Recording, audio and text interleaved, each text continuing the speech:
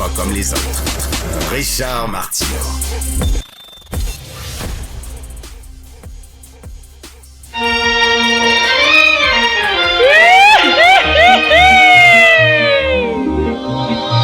On a chanté la parisienne, leur petit nez et leur chapeau. On a chanté les madrilènes qui vont aux arènes pour le torero. On prétend que les norvégiennes, filles du Nord, ont le sang chaud. Et bien que les américaines soient les souveraines du monde nouveau, on oublie tout. Ça, c'est Mexico de Luis Mariano.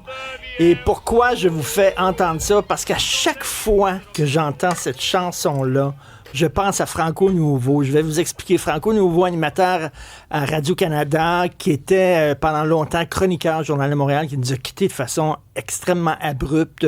72 ans, crise cardiaque fulgurante. On avait des amis communs, Franco et moi. On se voyait pas, Franco et moi, on se téléphonait pas, on se fréquentait pas, mais on avait des amis communs et nos amis régulièrement faisaient des gros parties très arrosés. Entre autres, tous les dimanches du Super Bowl, il y avait le party chez nos amis, on se ramassait là, Franco était là, on mangeait, on buvait et ça finissait toujours de la même façon, vers 2 heures du matin, quand les gens sacraient leur camp, c'était tout le temps la même gang. Franco sortait sa guitare et chantait Mexico de Luis Mariano. Et c'était super rigolo. Là. Il chantait, puis il se mettait là, Mexico, Mexico. Je le vois tout le temps en train de chanter ça. Et tout le monde rigolait, puis on retournait dans notre auto avec un grand sourire d'en face. J'ai toujours trouvé Franco extrêmement sympathique. J'étais très, très shaké. Comme tous ceux qui l'ont fréquenté et le connaissent, de voir qui est mort comme ça. Christian, on se réveille un matin, puis on ne sait jamais qu'est-ce qui va nous arriver. C'est-tu notre dernière journée? C'est pour ça que la journée, pas de viande, puis la journée, pas de vin, ben c'est peut-être ta Christie de dernière journée. Tu veux vivre ta dernière journée sans vino, sans steak frites? Je ne sais pas. En tout cas, Franco, je te salue et j'ai de très bons souvenirs de toi et toutes mes condoléances à ses proches et les gens qui l'ont fréquenté. Il était très rigolo, easygoing, laid back. C'est ça. Regardez laid back dans un dictionnaire anglais, vous allez voir la photo de Franco. J'ai vu passer sur les médias sociaux la nouvelle mairesse de Montréal en train de danser de la salsa et j'ai partagé son vidéo en mettant 3 petits points. Puis là, il y a des gens qui m'ont dit « Qu'est-ce qu'il y a? C'est quoi le problème? T'aimes pas ça qu'elle danse la salsa? Elle est sud-américaine elle-même. C'est quoi le mot? » Non, c'est pas ça. Est-ce que vous avez vu l'état des routes de Montréal? Je comprends là, que elle a le droit d'avoir du fun dans la vie, là. Je comprends, puis elle a le droit de fêter, puis c'est sûr qu'elle ne travaille pas 24 heures sur 24. Mais tu sais, quand ta ville est dans cet état-là, elle vient d'arriver, c'est pas de sa faute, je comprends, mais tu sais, quand tu te gardes une petite gêne. Tu sais, quand les gens, là, ils ont de la misère avec leurs autos, là, puis ça fait du slalom, puis il y a des trous de façon écœurante, puis tout ça. Je sais pas, tu te montes pas en train de danser en disant tout va bien. Tu sais, quand tu danses, puis tout ça, ça veut dire que, hey, je suis au-dessus de mes affaires, puis tout va bien. Wouh, c'est party time. Qu'elle fasse le party chez elle, aucun problème. Qu'elle trippe avec sur Bad Bunny, aucun problème. Mais je sais pas, là, c'est parce qu'on se plaignait de ça, de Valérie Plante, qui était un peu narcissique, puis qu'elle mettait tout le temps des vidéos d'elle en train de, je sais pas, là, danser ou chanter. On se retrouve avec la même affaire. S'il vous plaît, gardons-nous une petite gêne. Et en terminant, les Jeux olympiques quand même, avouez que c'est quand même assez ironique. Toute l'année, on dit mais c'est pas bon la compétition aux jeunes. Faut pas qu'à l'école qu'on fasse des compétitions. Puis même, on devrait arrêter de noter les étudiants parce que ça leur fait mal de savoir ceux qui ont des mauvaises notes.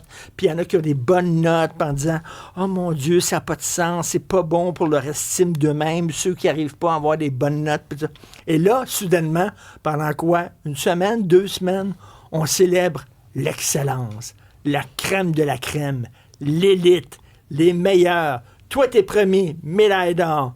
Toi, t'es deuxième, médaille de bronze, d'argent. Toi, t'es troisième, médaille de bronze. Puis toi, t'es quatrième, on veut rien savoir de toi. T'es même pas sur le podium votant. Alors, soudainement, pendant 2 semaines, on revient en disant... Ben, c'est le fun d'encourager les gens à l'excellence. C'est le fun de pousser un peu les gens. Après ça, on va revenir après les Olympiques. Mais non, t'es pas bon, mais on va te faire passer quand même. Puis il n'y a aucun problème. Puis moi, j'étais poche au bout au hockey. Là. Pendant une année, j'ai joué au hockey dans une petite équipe. Je sais pas si c'était Bantam ou Atom ou tout ça. Je ne savais même pas patiner. T'as joué au hockey? Je n'avais même pas patiné. J'étais complètement poche. J'étais sur le banc tout le long de la saison. Oh. Et j'ai eu un trophée à la fin parce qu'ils donnaient des trophées à tout le monde. Fait que j'ai un trophée de hockey chez nous alors que j'étais le plus poche joueur de toute l'histoire de Verdun. Tu comprends-tu, là? Les gens allaient à l'aréna pour me voir tomber sur le cul. Mais là, t'as gardé le trophée, rassure-moi. J'ai mon petit trophée, moi. Alors là... Hein, tu l'as gardé. J'espère que tu l'affiches chez vous. Il est sur ton manteau de cheminée. Puis dès qu'il y a des gens qui viennent chez vous, puis ils lisent... Hein? Champion de hockey, Verdun. Il faudrait que je cherche pour savoir si je l'ai encore au fil de mes déménagements. Mais ça, c'était comme... Tu sais, même à l'époque, là, je te parle des années 70, même déjà à l'époque, on disait, il faut donner un trophée à tous les enfants parce que les enfants vont rentrer à la maison puis ils m'ont dit, j'ai pas eu de trophée. Mais j'en méritais pas de trophée, j'étais poche. Alors voilà, donc c'est le fun de voir que les Jeux olympiques, non seulement mettent l'accent sur l'excellence, mais en plus... Les pays, les drapeaux. Tiens, regardons ça, le nationalisme n'est pas toxique. Selon une certaine gauche, le nationalisme est toxique. J'ai vu la délégation du Japon, moi, peut-être des Japonais. J'ai vu la délégation de l'Algérie, peut-être des Algériens. Fermeture, intolérance contre les autres, etc. Mais tu sais, c'est ça, oui. Nous, on veut pas de frontières, comme disait Billie Eilish. Là. On est tous des citoyens du monde. Il faut se tenir par la main et chanter Kumbaya. Ben non!